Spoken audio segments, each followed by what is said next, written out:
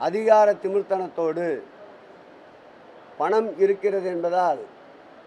எதை வேண்டுமானாலும் விலை கொடுத்து வாங்கிவிடலாம் என்ற மமதையோடு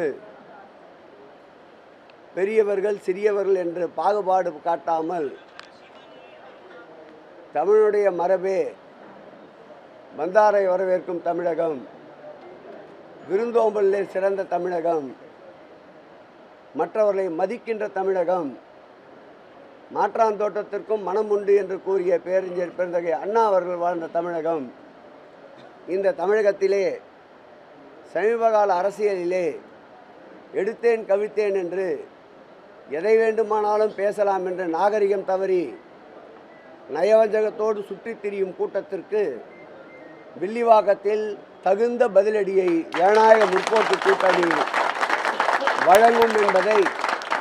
இந்த நேரத்தில் அறுதியிட்டு உறுதியோடு கூற கடமைப்பட்டிருக்கின்றேன்.